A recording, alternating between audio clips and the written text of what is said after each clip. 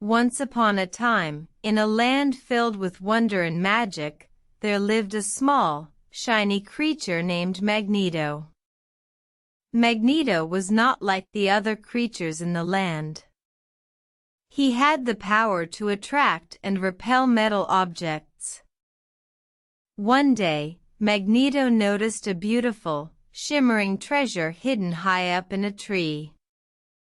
The treasure was a golden apple that shone brighter than the sun. But there was a problem. The treasure was guarded by a large, metal dragon.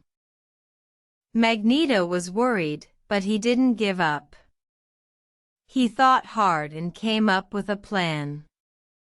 He would use his magical powers to attract the dragon's attention, and then use his speed to grab the golden apple.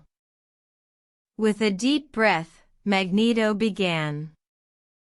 He extended his arms and attracted the dragon towards him. The dragon roared as it approached, but Magneto remained calm. He used his powers to repel the dragon back, and then quick as lightning, he grabbed the golden apple. The dragon was surprised and roared again, but it was too late. Magneto had already climbed down the tree and was safe.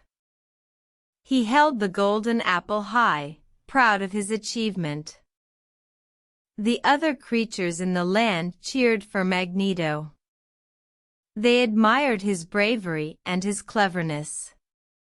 From that day on, Magneto was not just a small, shiny creature, but a hero in the land. As the sun set, Magneto looked at the golden apple.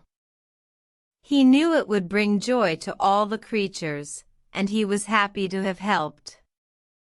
He closed his eyes and drifted off to sleep, dreaming of more adventures to come. The end.